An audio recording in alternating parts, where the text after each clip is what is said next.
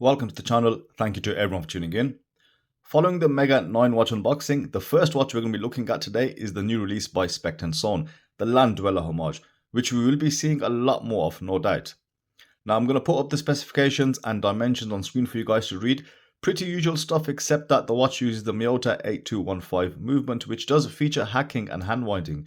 Pretty much the same as the Seiko H35, except the Miyota is known for the second hand stutter due to that indirect drive mechanism, which is really the only criticism of the watch, but it is still accurate and reliable. So today there's two main points I want to get across about this watch.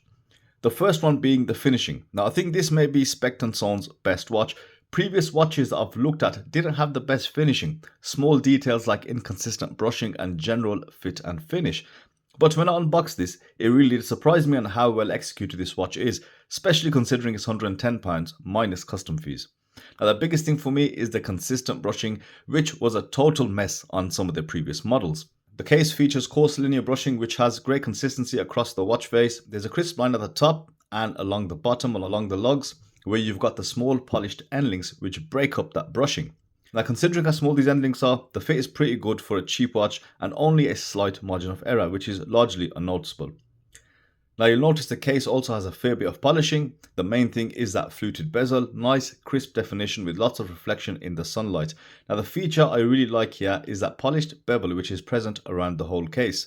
It's nicely done with impressive crisp transitions. The polishing then extends to the sides of the case, revealing that reasonably slim profile at only 11mm with the Miyota automatic movement. Side profile also reveals that small and polished crown which is signed by the bird logo.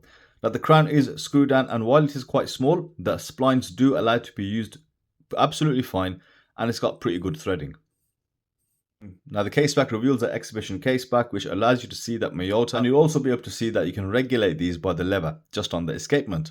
Now when I ordered this model, they delayed the shipping by a week or so. This was because they have a version 2 bracelet. So I haven't seen the version 1 or know the differences, but I can say this bracelet is very good. The finishing is consistent across the brush links. The taper also looks really good, and the polishing is quite fine down the center links. Now when I resized the watch, I noticed the bracelet is a 5-link bracelet, which is excellent at this low price point. You also get the polished bevels on either side of the links, which has very crisp lines. Now all this detail and execution is very impressive, as already stated. Now, the bracelet features a basic butterfly clasp, and then you've got split pins which hold the links together. Now the underside of the bracelet is a little different. While I wouldn't say it's exactly sharp, but it's slightly edgier on the underside, as the links don't feature the bevels underneath. Now let's check out the dial. It's a striking ice blue color. Now they've got 4 other variants: the white, black, dark blue and a rose gold PVD version. The dial work is actually very detailed. The honeycomb pattern has a great definition. You've got clear printing on that minute track and on the raised logo prints on that dial. Now I think it's done pretty well, and the color is just right. It's the right shade and the right saturation. Now the applied Arabics feature polished and beveled frames, and you get a polished date frame under that date magnification window. If you're not a fan of that date magnification window, they're pretty easy to remove, but I highly recommend you remove the movement and the crystal prior to heating up that sapphire. The risk of heating and warping the gasket under the crystal is almost certain. Now the handset is a basic polished pencil style handset, and the only thing I really like here is that the second hand with that skeleton counterweight, which is quite good. Now going on to the Lume, yes, it's going to be a little bit poor. I kind of expected that, but my camera does a really great job of amplifying really low light, which is why it looks so bright on screen.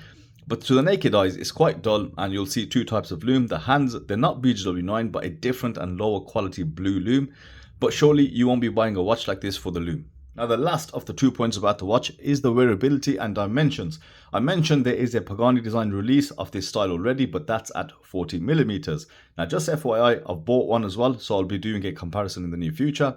But I already know that 37mm is going to wear a lot better. Straight cases like this, or similar to like the PRX for example, at 40mm I feel they don't fit great on smaller wrists, or wrists under roughly 6 3/4 in my opinion.